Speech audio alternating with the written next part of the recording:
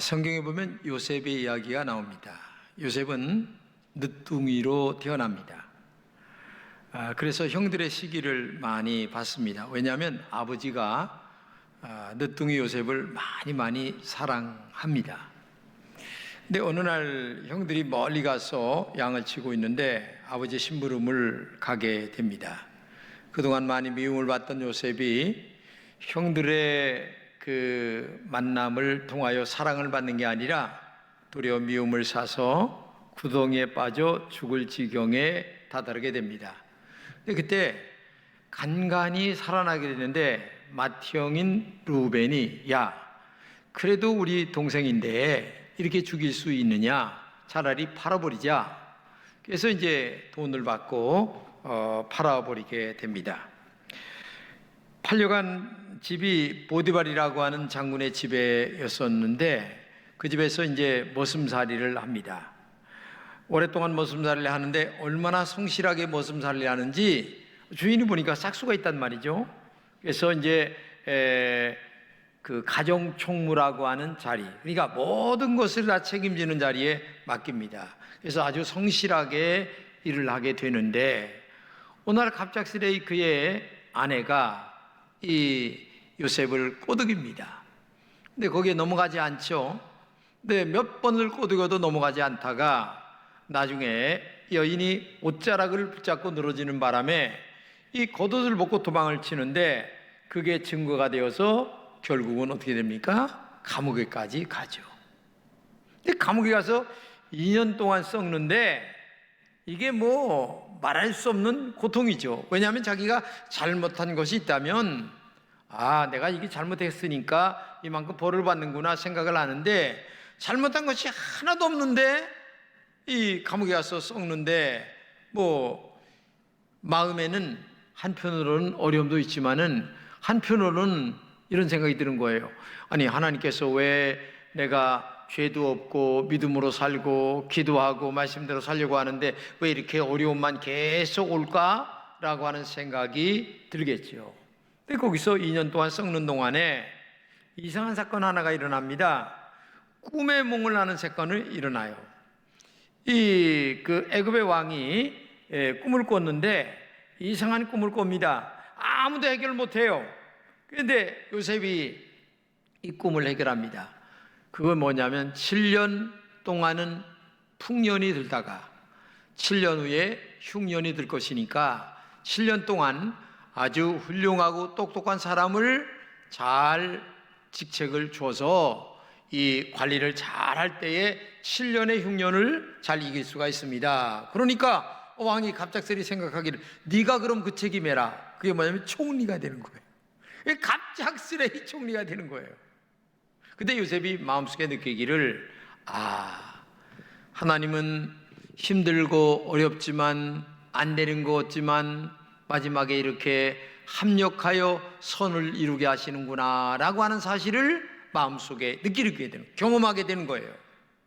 시간이 지난 후에 아무것도 모르고 깜깜하게 지나갈 때에는 도대체 왜 하나님이 나를 이렇게 하시는가 라고 했지만 시간이 지난 후에 합력하여 선을 이루신다라는 사실을 알게 됩니다. 그리고 이제 7년이 지난 후에 흉년이 들어서 이 나라는 곡식이 가득가득한데 주변의 나라는 아주 죽을 지경이 됩니다. 그때 멀리 있던 형들도 곡식을 사러 오는 거예요. 그래서 그때 이제 알게 되죠. 근데 놀라운 사실은 알게 된 그 사건 속에서 형들이 그때 우리가 죽이려고 했는데 요셉이 우리를 다 죽이지 않겠느냐 라고 얘기를 하니까 요셉이 그때 이런 말합니다. 창세기 50장 20절입니다. 형님들은 나를 해치려고 하였지만 하나님은 오히려 그것을 선하게 바꾸셔서 오늘과 같이 수많은 사람의 생명을 구원하셨습니다. 정말 이해할 수 없는 얘기를 하는 거예요. 자기를 죽이려고 했던 그 형들에게 이걸 믿음으로 해석하고 신앙으로 해석하는 겁니다. 인간적으로 해석하는 게 아니라, 그러니까 형들은 자기를 죽이려고 했지만은 하나님의 숨은 뜻이 있어서 형들을 도구로 사용하여 내가 오늘 이렇게 여기 와서 총리가 된 것은 다 하나님의 뜻 가운데서 된 것이다. 한마디로 얘기하면 모든 것이 합력하여 선을 이루기 때문에 형들 잘못 아닙니다. 이렇게 얘기를 하는 거죠. 여러분, 우리가 신앙생활합니다. 열심히 합니다. 기도도 합니다. 봉사도 합니다. 근데 이상하게 어려움이 많아요. 그러면 내가 뭐를 잘못해서 이렇게 됐는가라고 하는 생각을 우리는 갖게 되는 거예요. 인간이기 때문에.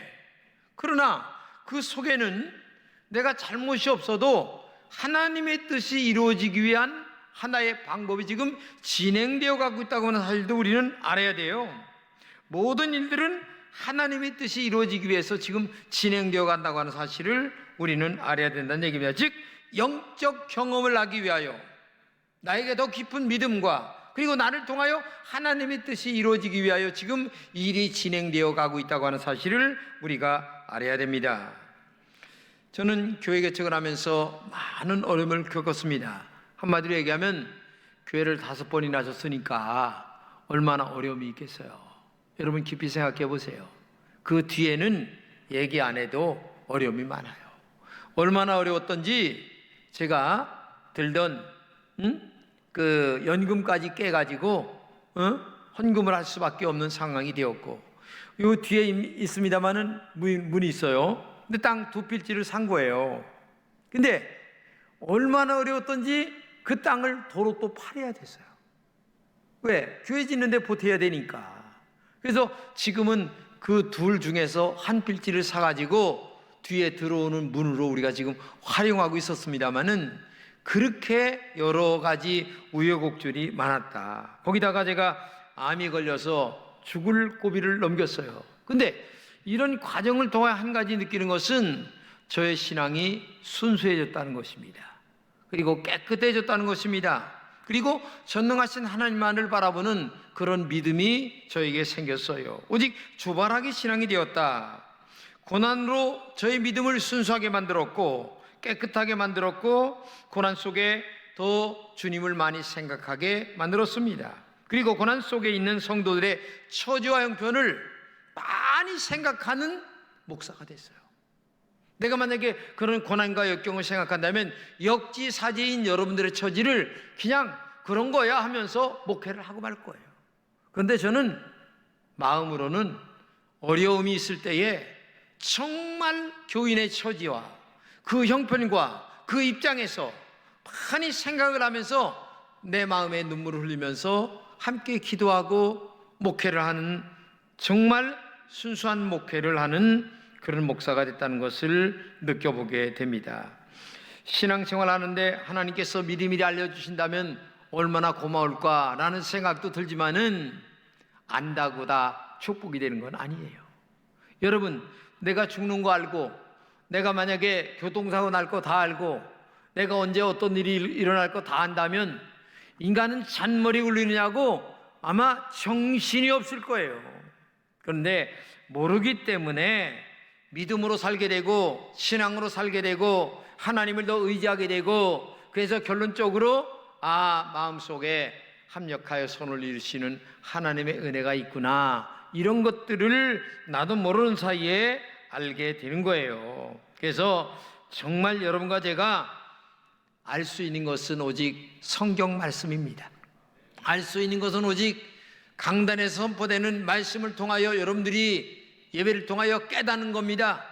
알게 되는 것은 오직 기도를 통하여 깨닫는 것뿐이지, 만약에 직접 계시를 내리신다면 그는 혹간 한 번 있을까 말까 한 일이지, 매번마다 그렇게 된다면 혼란스러워서 신앙생활도 안 되고 이 사회가 굴러가지 않는다. 그러니까 한마디로 얘기하면 어려움이 있을 때 성경 읽으면서 깨달아, 말씀을 통하여 깨달아, 기도를 통하여 깨닫는 것이 좋은 신앙이다, 우리에게 말씀해 주고 있는 줄로 믿습니다. 근데 중요한 것은 어떤 경우에도 하나님은 우리에게 나쁘게 하지 않는다는 겁니다. 비록 내가 볼 때에는 나쁘게 보여요, 나쁘게 들려요, 나쁘게 느껴요. 마치 어린 아들에게 아들아, 어려서 공부 열심히 해야 된다. 근데 이거를 알아들을 만한 아들이 몇 명이나 되겠어요? 아들아, 다른 음식은 안 된다. 건강에 나쁘다. 응? 인스턴트 음식은 안 된다. 이거 먹으면 안 된다. 이런 말을 잘 알아듣고 첫 번째부터 그런 거 안 먹고 공부 열심히 하고 하면 얼마나 좋겠어요? 근데 부모의 마음을 못 알아듣는 거야. 하나님께서 얘들아, 믿음으로 살아야 된다. 신앙으로 살아야 된다. 말씀대로 살아야 된다. 그것이 네가 사는 길이고 하나님 앞에 복 받는 길이다. 이거 알면 얼마나 좋아요. 근데 그거를 알 때가 언제냐? 합력하여 선을 이루신다는 사실을 내가 경험으로 알 때에 그때 겨우겨우 깨달아지는 거예요. 목사가 설교를 했을 때에 나 그렇게 살아야지, 이거 저게 진짜 진리야, 이렇게 알아듣고 믿음으로 살면 얼마나 좋겠어요. 목회 그냥 제대로 저절로 되는 거죠. 근데 내가 설교를 해가지고 아멘은 했는데 실제 삶에 적용하며 살아가는 사람들 찾기가 그렇게 힘들어요. 그러니까 목회가 얼마나 힘들까. 앞에서는 아멘하고 삶은 노멘하고. 이게 실제 신앙생활이란 말이죠. 그러니까 목회가 얼마나 힘든가. 근데 중요한 것은 아무리 내가 지금 괴롭고 힘들고 어렵다 할지라도 하나님은 나에게 나쁘게 하지는 않는다. 근본 취지가 지금 고통스러워도 하나님이 나를 나쁘게 하려고 하는 것은 아니라는 거예요. 잘되게 하려고 고통도 주고 잘되게 하려고 어려움도 주고 잘되게 하려고 눈물도 주는 것이지, 너 망해라 이놈아, 너 폭삭 망해서 지옥 가라, 그래서 하나님이 근본적으로 그렇게 하는 하나님도 없고 그렇게 하는 아버지도 없고 그렇게 하는 목사도 없고. 제가 설교를 믿음으로 살라고 할 때 에휴 목사님 맨날 그 소리고 말이요, 맨날 말이요. 그러지만 그게 사는 길이기 때문에 그렇게 하는 거예요. 근데 병원에 가봐도요, 첫 번에 병이 건강할 때에는 목사가 의사가 이렇게 잘해야 됩니다 하면은 아유 참나, 그러면 맨날 그 소리지. 근데 암 딱 걸려 보세요. 암 걸린 사람한테 이렇게 하세요. 그건 100%가 아니라 500% 받아들여요. 왜? 경험된 사람에게는 그 느낌이 달라요. 그렇기 때문에 합력하여 손을 이루시는 이 일들은 네가 경험이 돼야만 진리로 받아들일 수 있기 때문에 하나님은 때로 요셉을 감옥에 보내시고 구덩이에 집어도 넣기도 하시고, 그러나 결론은 아름답게 만드시고, 그로 말미암아 70명의 형제들을 살려내는 은혜가 있게 만드시고, 이게 다 합력하여 손을 이시는 하나님의 은혜가 우리에게 있다는 사실을 알아야 됩니다. 성경이 이렇게 얘기합니다. 내 부모는 나를 버릴지라도 여호와는 나를 맞아주실 것이다. 그렇죠. 육신의 부모는 혹시 너를 버릴지 있을지라도 하나님은 절대 버리지 않는다. 이게 진리예요. 그래서 신앙생활하면서 내가 열심히 기도도 하고 믿음으로 사는데 왜 나에게 이런 어려움이 있을까라고 생각할지 모르겠지만은 깊이 생각해 보면 그 속에 하나님의 숨은 진리, 즉 합력하여 손을 이루시는 그 경험된 진리를 네가 알게 하기 위하여, 그리고 경험되기 위하여 우리에게 역사하시다. 그래서 우리가 이 말씀대로 살아야 된다는 것이 얼마나 중요한가, 믿음으로 살아야 된다는 것이 얼마나 중요한가, 기도로 살아야 된다는 것이 얼마나 중요한가를 알아야 된다는 얘기예요. 여기 이 합력하여라고 하는 말이 나오잖아요. 근데 이 합력하여라고 하는 말을 우리말로 번역하면 함께한다, 그 다음에 함께 일한다, 그리고 원조한다, 이런 뜻이거든요. 누가? 성령 하나님이 너와 함께 일하고 있는 중이다, 이런 뜻이에요. 지금 성령 하나님이, 이걸 여러분들이 알아야 돼요. 성령 하나님께서 언제나 나와 함께 일하신다는 얘기예요. 그리고 여기 선이라고 하는 말이 나오는데, 선이라고 하는 말은 탁월하다, 우수하다, 그 다음에 훌륭하다, 이런 뜻이거든요. 이 말을 한마디로 얘기하면 모든 것을 아주 탁월하게 아름답게 만들어주시는 것이 하나님의 뜻이다, 이런 뜻이에요. 근데 우리는 일단 고통을 당하니까 아프죠. 근데 아프지만 경험을 쌓기 위하여 지금 그 과정을 지금 걸어가고 있는 거예요. 근데 그 경험하지 아니하면 내 것이 안 되는 거예요. 남의 것으로 항상 받아들이는 거예요. 내 것이 되어야만, 내 목에 들어야만 피가 되고 살이 되는 거예요.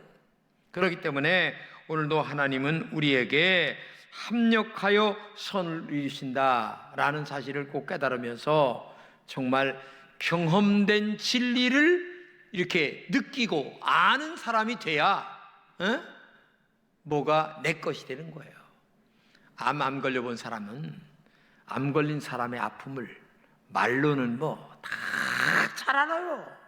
근데 가슴으로는 느껴지질 않는 거예요.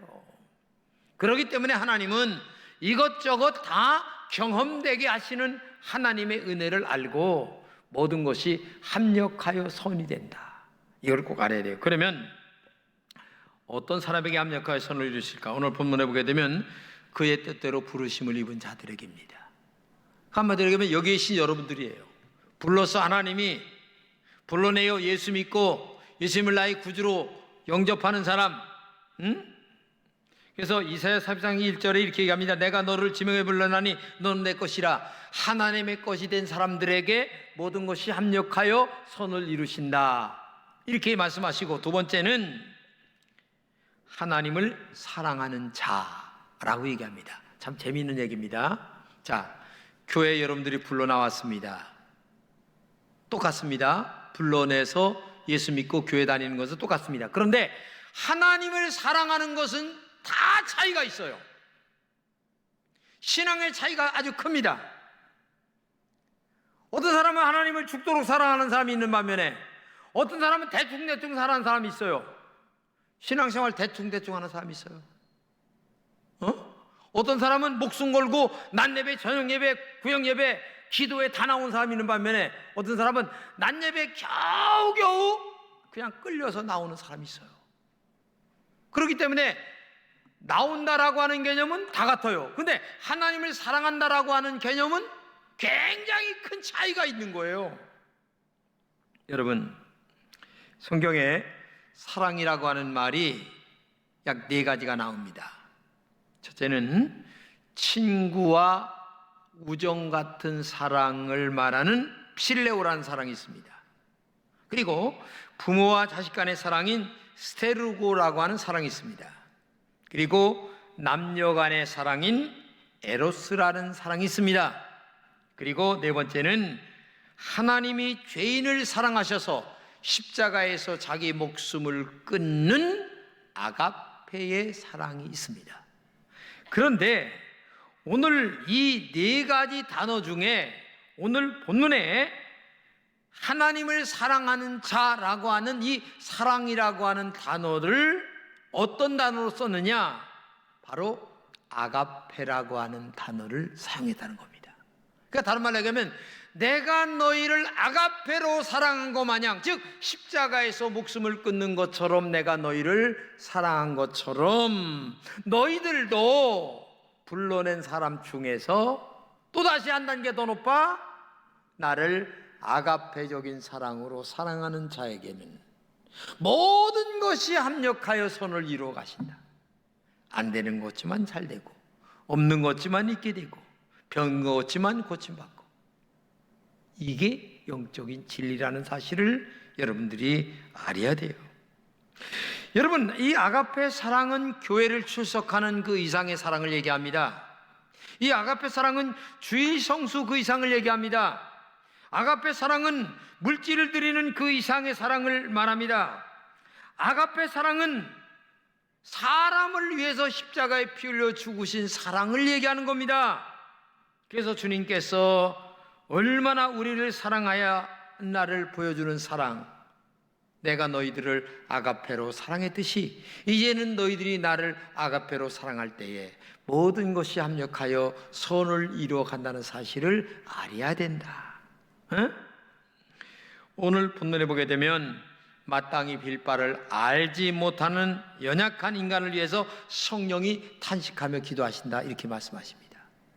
얼마나 성령이 보좌 우편에서 우리 우리를 위하여 기도하시는가를 여러분 알아야 돼요. 그만큼 우리를 사랑하신다는 겁니다. 너무너무 사랑하신다는 겁니다. 사람은 모르지만.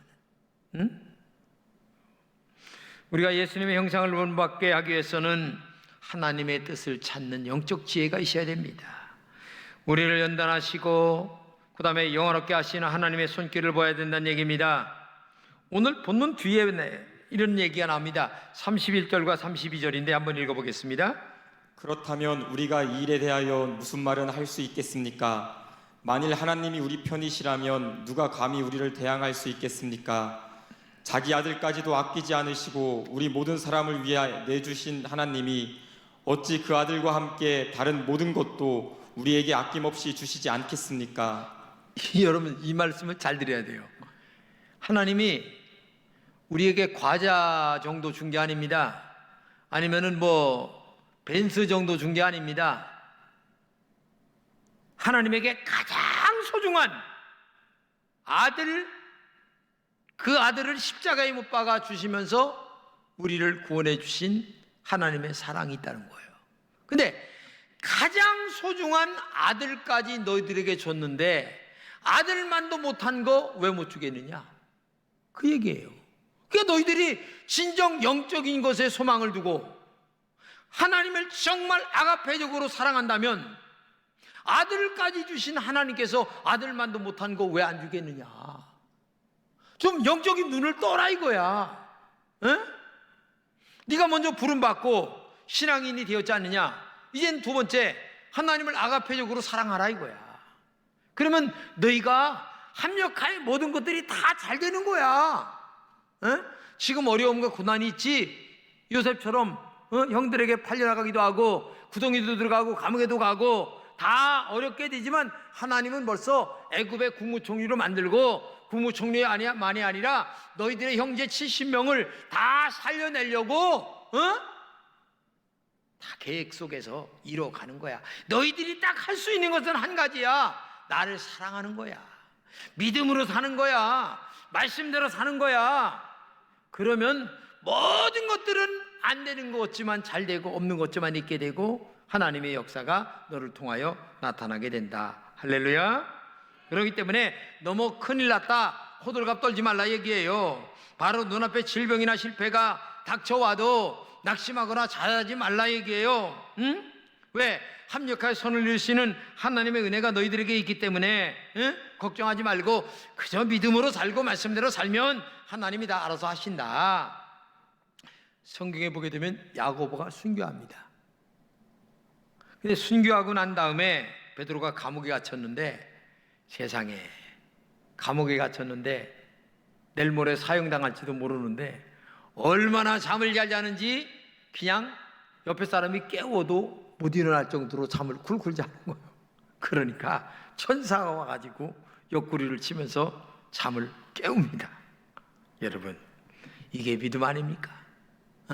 내일 모레 목숨이 끊어질까 말까 하는데 세상에 잠이 올 정도의 이런 믿음을 갖고 살아가야 되는데 우리 믿음은 조금만 저기에도 너무 허겁지겁.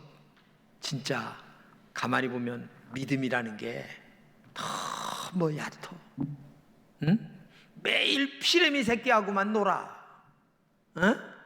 좀 고래하고 놀고 큰 깊은 물에서 이런 믿음이 돼야 되는데 정말 합력하여 선을 이루시는 이 하나님의 은혜를 모르는 거야. 내가 비록 진짜 고난 속에 있다 할지라도 하나님 앞에 간다면 엄청난 하늘의 상급이 있다는 믿음을 갖고 살아가야 되는데도 불구하고 우리는 눈앞에 보이는 그 작은 이익과 손해 때문에 합력하여 선을 이루시는 그 하나님의 은총을 너무 모르고 그 작은 믿음으로 그냥 땅 짚고 헤엄치는 식으로 어떻게 신앙생활을 하려고 하니까 너무나 가슴 아픈 거죠. 우리가 할 수 있는 것은 죽도록 하나님을 사랑하는 것입니다. 믿음으로 사는 줄로 믿습니다. 하나님의 말씀대로 사는 것인 줄로 믿습니다.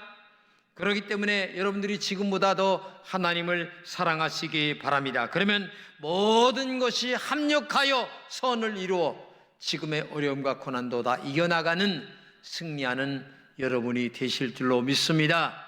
이 하나님의 위대하신 뜻, 깊은 은혜, 십자가의 사랑. 그러므로 나는 지금 어느 정도 하나님을 사랑하는 깊이가 있는 십자가 사랑, 즉 아가페적인 사랑이 나에게 있는가?